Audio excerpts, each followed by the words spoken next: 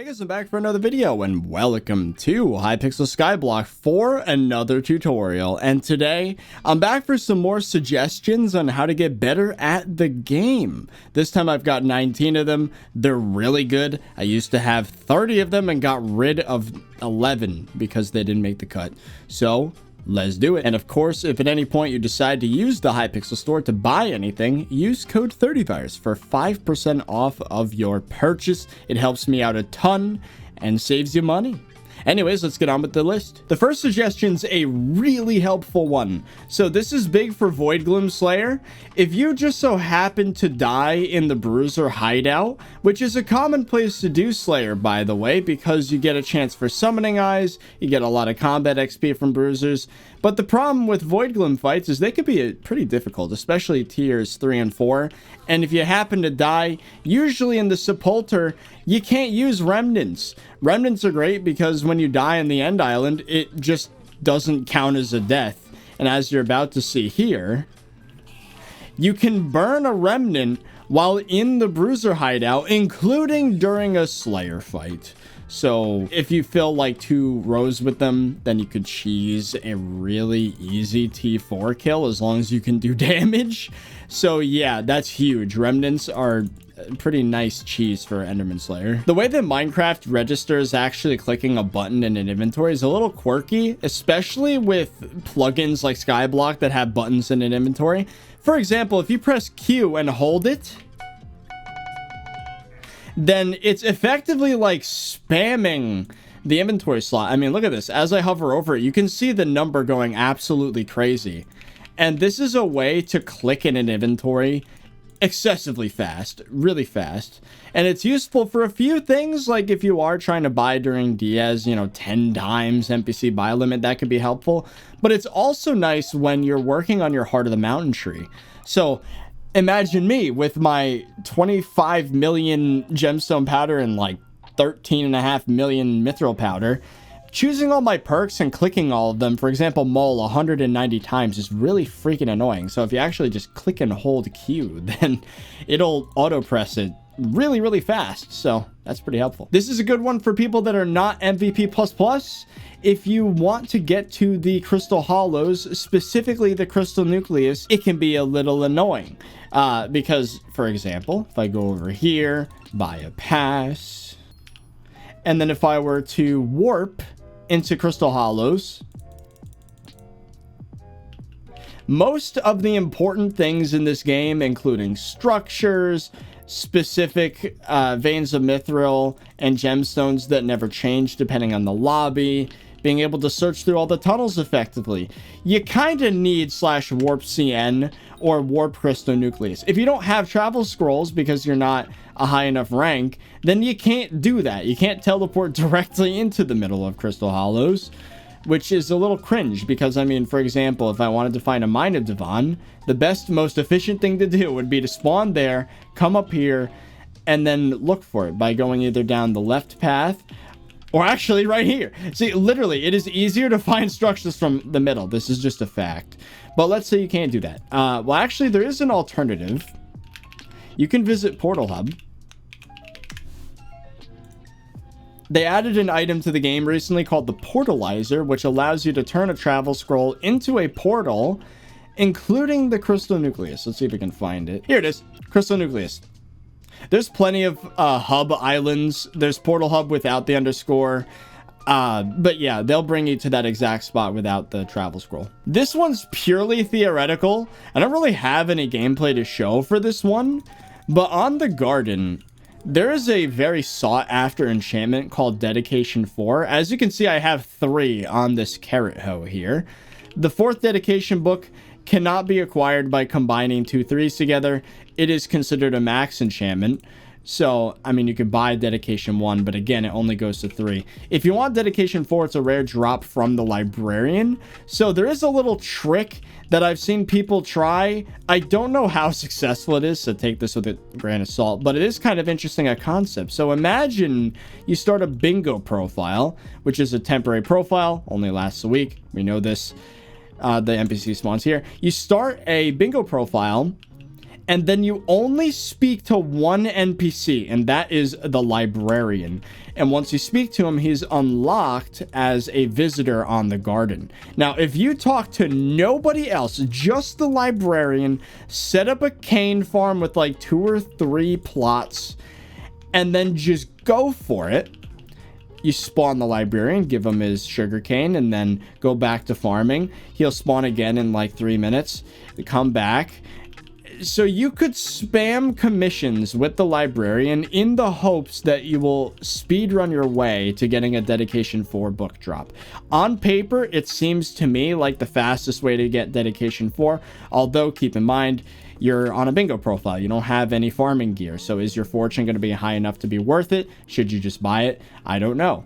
But for Iron Man players especially, this might be the only way to get dedication 4. Okay, next up are 3 dungeon related ones.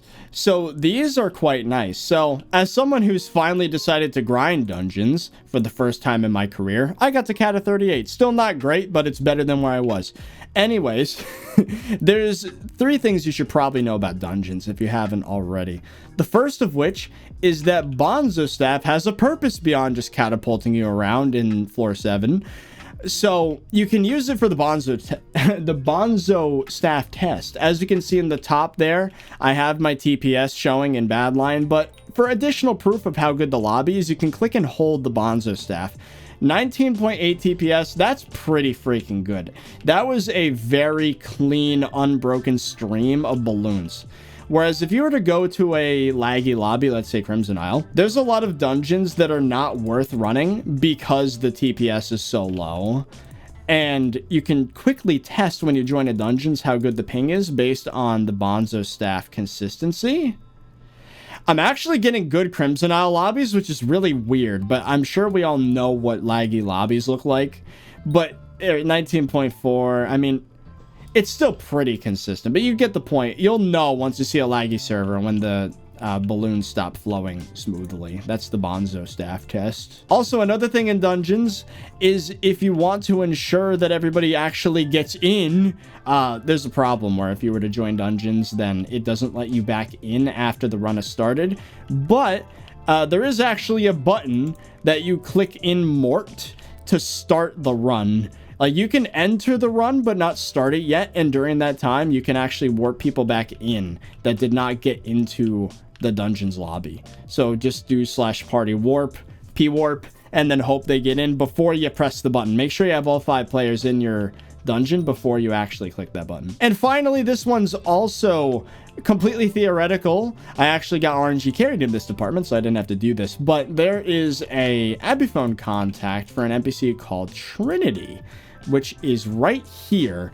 Trinity's really annoying to get as a contact, despite being nearly free. The problem is that Trinity is inside of what's called a rare 1x1, which is a room that does not show up often. There's a collection of them. So basically, the way the dungeons works is that, let's say it spawns in a bunch of rooms, obviously, including some puzzles of varying amounts. Some floor 7s, for example, might have 3 puzzles. Some might have 4. If you get one that has 5, then what happens is, if it tries to spawn a 6th one at that point, the game puts a limit. I think it's 5 puzzle rooms per dungeon. So if you check tab and there are 5 puzzle rooms, that pretty much guarantees that you're gonna get a rare 1x1. I believe it's either the limit's 5 or it says 5, but it actually has 4, and the 5th is the rare 1x1. But long story short, if you were to enter a dungeon, check tab. It will tell you how many puzzle rooms there are. If you see the number 5, that means there's a rare 1x1, which means you might have a chance to get Trinity. So basically, that's the way to grind out getting Trinity as a contact, is just to keep spamming dungeon runs. Just start the run, check for 5 puzzles, and leave if it's not. Oh, actually, there's more dungeons ones. I'm just dumb. So one thing that's also pretty cool, if you didn't know, the Midas Staff, which is pretty much the signature weapon for Iron Man players at this point, also seconds as an Infiniboom TNT, but only in dungeons. So You might notice I haven't physically gone into dungeons to demonstrate any of this because I don't have a teammate right now. But yeah, Midas Staff actually does work in place of a super boom in the catacombs. It does not work outside. I'm sure most people know what ghost picking is, but for those that don't, we all know about stonking at least, right? Can we agree on that? Let's say there's a button behind a stone wall. You can't press the button. Or maybe there's a secret. You got to right click on the secret. Maybe it's a chest behind a stone wall. The stonk has efficiency 6 on it. In dungeons, it insta breaks a lot of blocks, including stone. So let's say there was a button back there. I could do this, right click on the button if it's on the face of that block, right? So that we all pretty much know. There's another trick called ghost picking, which is a lot less known, but it is still a fairly common strategy. So, for example, the easiest way to do this is to have a stonk and then some other item in the last 2 slots of your hotbar. So the stonk is in slot number, I believe that's 7. What you could do is hover over the stonk and then press 7 on your keyboard and then immediately press 8. So 7, 8. As you can see, I now have 2 stonks. I have made one of these, the Wand of Atonement, into a ghost pick. Now, the cool thing about ghost picks is that the server doesn't really get rid of the block after you've broken it like it does with a regular stonk. So, for example, those blocks don't come back. They're gone. Now, this is basically an upgrade of stonking. If there was a button behind a wall that's, say, 2 or 3 blocks thick, you can do this and then click the button or the secret or whatever. And YouTube ranks actually are kind of privileged in this way because this person's about to watch me sink into the floor. Goodbye. Oh, wait, no. I forgot. It's more specific than that. So, let's say I do the ghost pick strat again. If you start on a stair, break the stair, break down. I have YouTube ranks, so I don't get watchdogged back, which makes this infinitely easier. There you go. I need Shen's Regalia to enter that room. Usually, you can't go that far, but I'm YouTube ranked, so I don't get watchdog. That said, normal players can also do that. They just can't make it as far. People often use it to skip phase 2 of the floor 7 boss fight and then skip straight to terminals and do Simon Says and all of those devices as they're called. But yeah, ghost picking, it's cool. You can also do it with a tree cap on wood in the button puzzle room. That's something I've done recently. That's kind of neat. Oh, this one's kind of just a public service announcement as well. There used to be a bug where if you were to take training weights, diffuse kits, any other secret item and put it in a personal deleter to save inventory space, if you did that, you would actually void the secret and kind of throw the run. They fixed the bug.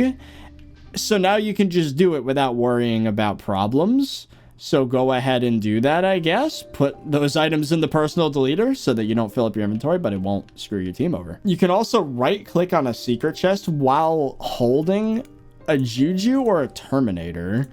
Or any bow, I believe. But these are the 2 I have experience with. If you open a secret chest with the Juju or a Terminator, it actually doesn't open the inventory, which can save you a few seconds. You don't have to press E to get out of the inventory. You just right-click the secret and you have it, even if there is an item inside. The only downside is it does void the item. So if you're trying to get treasure artifact on Iron Man, I'd say probably don't do that. But if you have like more than enough, then I guess go for it. This is the last dungeon suggestion, I swear. If you want to get Catacombs XP quick, you can actually take advantage of the dailies. So if you're like me, you don't really like dungeons. Getting a party together is annoying. Party Finder is not ideal. You just would rather do anything else. At least do this. So SkyBlock gives you 5 runs every day that are double XP. So what you could do is instead of doing 5 a day, you could do 10 every other day. So let's say you haven't played dungeons in a while. It's currently 6 p.m. Eastern Standard Time, maybe 7. You start your runs. Do 5 runs of the best floor that you can handle, the highest floor you can handle, most XP, whatever. Do those 5 runs, and then once it rolls over to 8 p.m. Eastern Standard Time, aka it rolls over one day to the next. I think daylight savings might make it 7 o'clock sometimes half the year. I don't know. But wait until the day rolls over again, then do another 5 runs. So you've done 2 dailies where you got double Catacombs XP. So for doing 10 runs every few days, you get a good amount of Catacombs XP. I mean, That's the equivalent of 20 runs, and it's like an hour of effort maximum. If you're doing, well, if you're doing floor 7s, maybe it'd take a little more than an hour, but you get the point.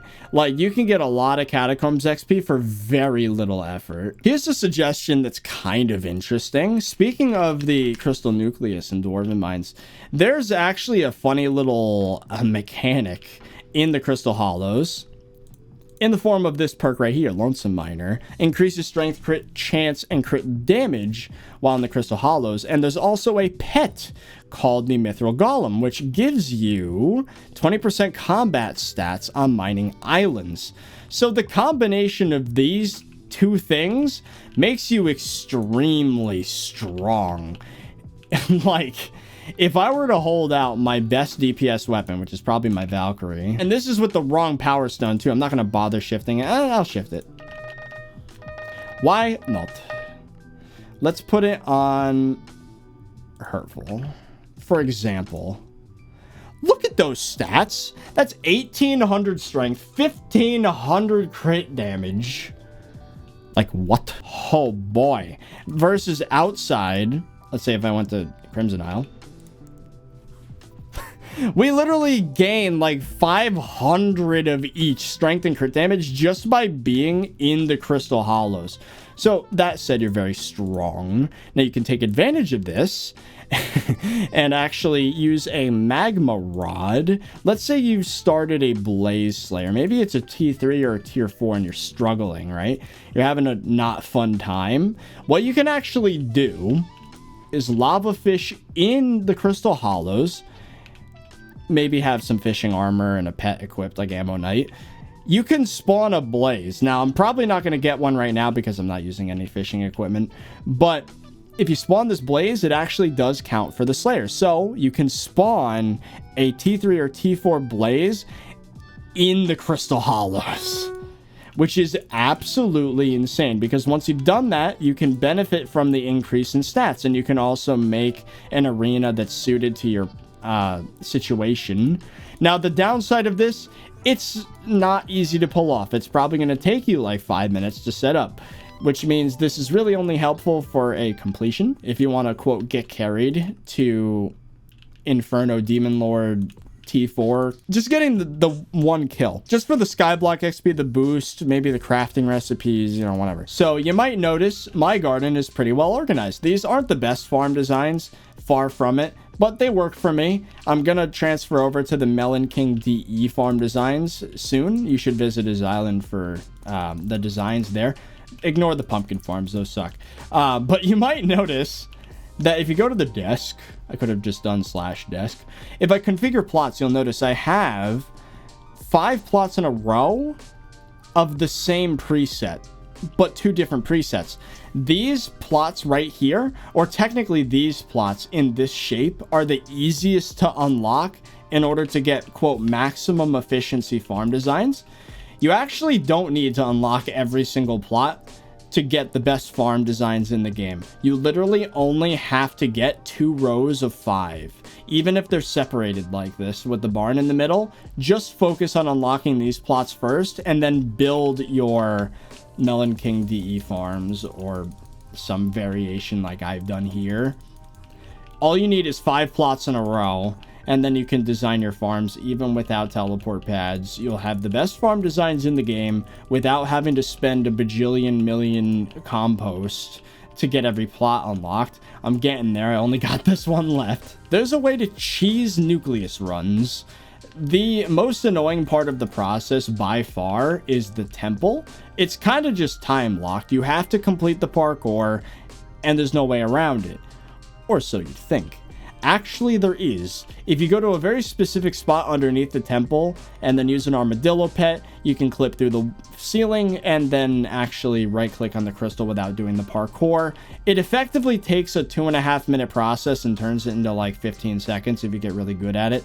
So yeah, when multiplied out by, let's say, 100 runs, 250 runs, it can save you a lot of time. It nearly halves the duration of a nucleus run to know this cheese. So would highly recommend you learn how to do that.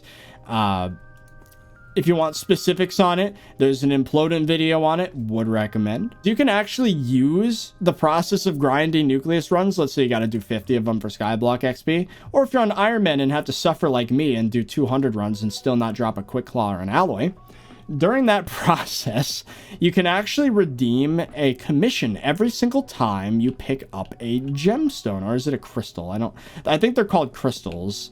I always get them confused. But yeah, once you pick up a crystal of any type, then the way the commissions are set up is that if you just follow whichever one is in your commissions, let's say the commission calls for a topaz, you head for Baal, and then you kill Baal, you redeem the commission, and the way it's set up is that nucleus runs in progress do not get in the way of this process. If you already got a topaz crystal before redeeming the whole run, it's not going to make you get topaz again unless you have every crystal, if that makes sense. So essentially you get 5 comms per nucleus run. So simple math, 100 nucleus runs is 500 commissions. So if you're some crazy person and want to use this to get Heart of the Mountain 7, go for it, I guess. Probably still better to grind it out manually, but there's another reason to get your 50 nucleus runs done is you'll also... Oh, I did 100 because, again, Iron Man. Let's say you did your 50, you're still getting 250 comms, which is pretty sweet. This last one I actually can't demonstrate, unfortunately. I'm just gonna have to tell you and hope that you're smart enough to just do it. You guys are smart, right? Sorry. You can buy a pumpkin launcher. I don't even remember what it's called. I believe it's in the special recipes. There it is. Okay, yeah, it is called the pumpkin launcher, and you craft it like this. Anyways, this is a neat item. It's kind of useless at first sight. You'd be like, oh, it's just a way to have like an inventory full of blaster lanterns in one inventory slot. Well, actually, the cooldown of the launcher is separate from just holding a stack of blaster lanterns. So what you can actually do is alternate. Just right click, right, boom, boom, boom, boom, boom, boom. Like, I don't know if you saw the hotbar slot there, but you could just hold right click and switch slots. So like you'll have the pumpkin launcher in one slot and then just a stack in the other slot. So you can throw pumpkins twice as fast. This is really helpful if you're trying to get, you know, the skyblock XP from getting a high candy score. That's how I got a high... Well, actually, that's not how I got a high candy score. My bad. I still don't have a pumpkin launcher. What I did is I took advantage of a bug, which may or may not still exist. Here's a little honorable mention, I guess, an extra suggestion, is that wearing the witch mask actually is probably your best bet, despite losing the full set bonus of, you know, candied bat person helmet and all that. Anyways, the witch mask insta-kills the spooky mobs right now. Not intended behavior, probably getting patched. Might be patched by the time you watch this. I don't know. But yeah, it insta-kills the spooky mobs, which is a massive advantage. I'm sure we all know about factions in the Crimson Isle, right? You can see my tab list here. Barbarian reputation is only at 2300, which is kind of crazy for a profile as old as mine. But that's because I actually did something kind of big brain. So you can actually switch your faction and keep the reputation. It's a very long and annoying process, but what I did is I grinded 28,000 faction rep. The minimum is 27. But once you get 27, or in my case, 28,000 faction reputation, you can actually switch to the other faction, do the starting quest for the other faction, and then you can start building up faction rep again until you get to the maximum, which is 12,000 for both factions simultaneously. It sounds complicated, but it's really not. So again, the result of what I've done, basically the reason I did it, is now I have a positive reputation and I'm working towards max reputation for both factions simultaneously. This is helpful if you want to get all the unique minions, because you have to get Mycelium 12 and Red Sand 12. You have to get certain items from various bars in order to give to Shifty for his contact. So there's a few reasons you want to get all the Abaphone contacts in general, some of which people won't give you their contact if you're not in their faction. So yeah, that is a thing. So again, to put it simply, I would recommend you start with Mage, by the way. Mage faction's better in general, but I mean, mostly because of this guy right here. and the fact that he sells XP bottles. I'm not a mage right now, so I can't actually do it. But he sells mage bottles. But yes, all you have to do is just do your daily comms, kill some Kudras, kill some mini-bosses, do the town board, whatever. Get your mage reputation to 28,000. Again, you want some wiggle room. Go to 28,000, and then once you feel like you're done, I believe you talked to Ellie? I think you talked to Ellie. And yeah, in the spawn, and then you could tell her I want to switch factions. Switch factions, and then go over to the barbarian area, start their quest, and as soon as you're officially a part of the faction, then you actually should kill the opposite faction's mobs until you're not in the negative anymore. So in my case, I did not want to have negative barbarian reputation before doing all of the quests because there's a lot of wasted faction rep there. You can actually, if your reputation is negative, which it was when I joined barbarians, you can kill these mages over here. Or if, you know, other way around, you can kill the barbarians over there that are in like the midsection before you get to their actual headquarters. These fire mages I killed until I went from negative 3,000 to 0 reputation, then started gaining from there. You can't just kill these all the way up until max rep. Unfortunately, it doesn't quite work like that. Once you hit a positive number of reputation, then it stops giving you rep in exchange for taking rep away from the other faction. If I were just to continue killing the fire mages, I would just lose mage rep and not gain barbarian rep, if that makes sense. So yeah, just grind up to 28k with the first faction, switch, kill that faction that you're at 28,000 rep with, kill their representatives until you get to 0, and then just do, you know, faction dailies, whatever, and then get the second faction's XP all the way up to 12,500, I guess, 13,000, something like that. And then you're done. And then you have both factions maxed out. Now, the reason you have to go so far in the positive with the first faction is because gaining faction rep for one takes away from the other.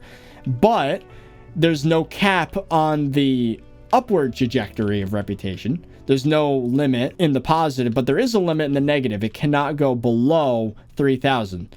So that's how you're able to acquire so much reputation that you probably shouldn't have. So the Ether Warp Conduit is a neat little item. It's unlocked in Enderman Slayer. And basically, it's just an AOTE, but better and more precise. So let's say I zoom all the way on that block, right click, boom. I teleport to that block exactly. But I think the more important part of this is that it also works from right clicking underneath a block. So you might notice I just clipped through the ceiling there. I went above the block by right-clicking the underside of it. So it's very helpful for cheesing in dungeons and also for getting a lot of money. It's used for gemstone mining, specifically for armadillo mining, because you want to be centered on the block, because that way you don't shove the armadillo out of the way. But basically, the suggestion here is that you've noticed probably, I've been using the Ether Warp Conduit as a standalone item. I thought this was just a crafting ingredient that you just added to an AOTV with a merger. Like you crafted them together, but no, the conduit just works as a standalone item, which if you're someone that does armadillo mining like me, it means you don't have to drop a merger. You just need to make the item. And also it's an improvement over an AOTV merged with a conduit, because you could just right click the conduit without having to shift. Whereas with the AOTV, you would have to shift. You don't have to do that, which means one less thing you have to do like 17 times a minute when mining gemstones. Again, dillo mining, you don't have to hold shift constantly going from vein to vein. So yeah, Ether Warp Conduit's kind of goated as just an item by itself, not merged to the thing it's supposed to be merged with. That's it for the video, guys. I hope you enjoyed. Again, make sure to use code 30virus in the Hypixel store if you want to get yourself 5% off and help me. You know, I get a piece of that. It's kind of cool, you know. Anyways, that should be it for all the suggestions. If there's any more I haven't said, make sure to leave them in the comments. I might include it in the next video. Who knows? But for now, I guess that's it. So I hope you guys enjoyed. I'll see you guys later.